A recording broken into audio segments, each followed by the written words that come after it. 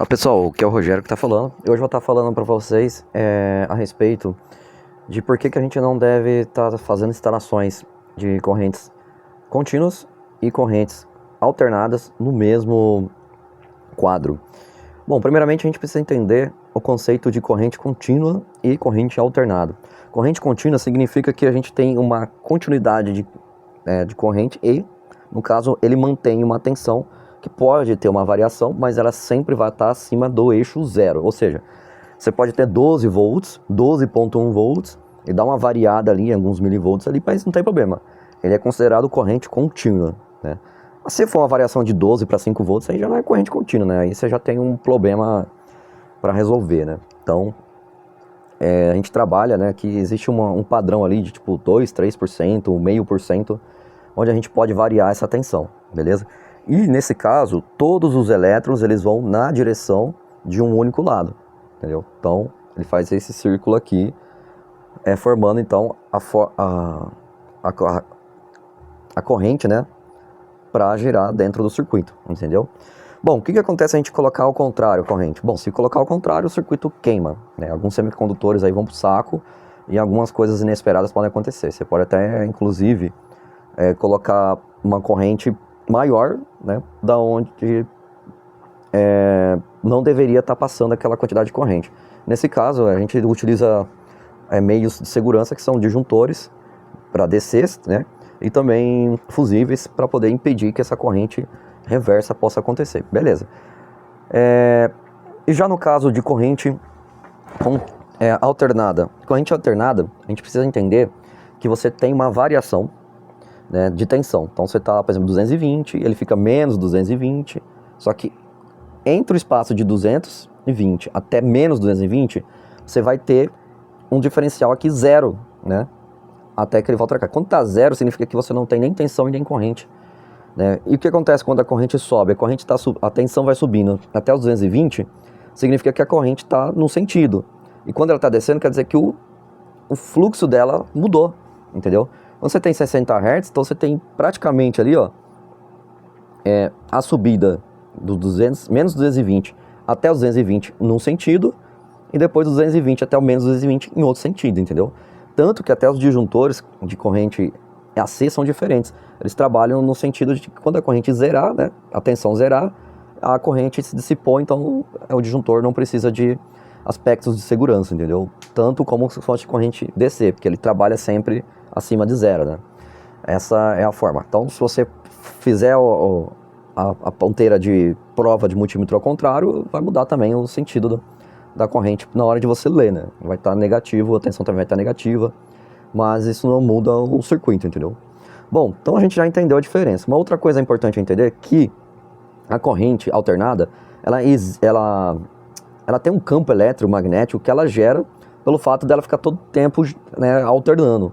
Então a gente usa a regra da mão direita, né, que a gente vai abraçar, né, o cabo e vai ver se a corrente está nesse sentido, significa que ele vai criar uma força, né, de campo eletromagnético em espiral, né, em relação ao cabo, na direção do meu dedo, entendeu? Então ele começa daqui e vai girando até cá. Quando a corrente muda, automaticamente ele vai fazer o contrário. Ele vai começar a ir para o lado oposto. Só que todos esses efeitos de ir para um lado e para o outro acabam afetando alguns tipos de componentes que estão vizinhos desse conjunto. Porque isso que normalmente o ideal é você aterrar a carcaça da onde você faz a instalação, tanto corrente contínua quanto corrente alternada. Você vai perceber que também alguns tipos de componentes funcionam assim, justamente que são os transformadores, né? E fontes chaveadas também, você tem um aspecto parecido também. E amplificadores de potência, e também a gente tem aquelas televisões de tubo antigo. Então existe uma carcaça que vai trabalhar como se fosse uma gaiola de Faraday, impedindo que correntes, né, que venham a parasitar o circuito ou até sair do circuito, elas não ocorram, e você tem o aterramento fazendo com que toda essa corrente, essa tensão vá ser despejada num lugar longe do seu circuito, entendeu? Ou que impeça também os circuitos exteriores a acontecer isso. Qual que é o problema então que ocorre quando a gente faz uma instalação onde passa dois condutores?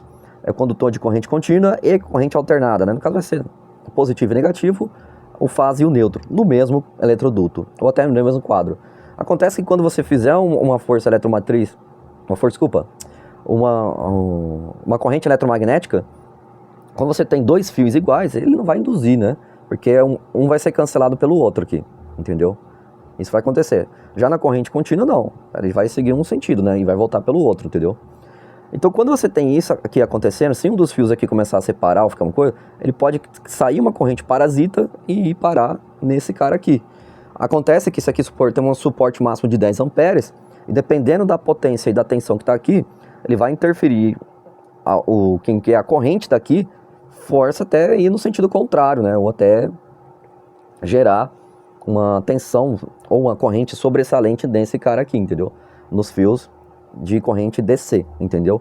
Então por isso que a gente não trabalha com corrente contínua e corrente alternada dentro do mesmo eletroduto e nem dentro do mesmo caixa hermética ou na instalação elétrica aí que você vai fazer na sua casa ou até no seu sistema solar. Por isso eu achei interessante fazer esse vídeo para explicar, porque tem gente que está fazendo a instalação dentro do mesmo eletroduto. Acontece que, como eu disse, né, essas correntes que passam nos fios de fase e neutro poderiam estar sendo canceladas, mas de fato elas existem, e no momento que não tiver cancelamento ele vai induzir aqui. O que acontece quando você tem um pico de energia, por exemplo, um motor que está sendo ligado? Cara, toda essa potência aqui pode não ainda ter passado pelo outro cabo, né? Então ele vai ser jogada, né, dentro desse outro cabo aqui. Então na hora de você ligar um motor, ou na hora que você liga o circuito e tiver alguma carga do outro lado, vai fazer com que esse efeito ocorra na fiação do corrente contínua. Isso pode queimar alguns componentes eletrônicos, semicondutores, e vai fazer com que você perca alguns aparelhos aí, entendeu? Então evitem fazer esse tipo de instalação. Quer fazer uma instalação elétrica de verdade? Separa, entendeu? Separa. Isso deve ter no norma, você vai ver lá a explicação como que deve ser feito, mas o porquê de não deve ser feito juntos é essa explicação aí e mais algumas coisas que eu não expliquei aqui, porque é muito avançado para alguns iniciantes ou pessoas aí que estão querendo aprender sobre eletricidade e acaba tomando muito tempo, entendeu? Fontes chaveadas e transformadores é um assunto bastante interessante para você estudar, inclusive isolamentos, né, para áudio, né, que a eletrônica de áudio também precisa também, para impedir que ruídos sejam colocados dentro de alguns circuitos aí de amplificação, entendeu? Então é isso, eu gostaria de deixar bem claro que eu não estou aqui atacando ninguém, mas trazendo informação para dentro do conhecimento aí da área de instalações de energia solar, que tem tanto corrente contínua como corrente alternada, tá bom? Grande abraço para vocês aí, valeu, aqui é o Rogério que falou. Hoje é dia 27/4/24, 9h14.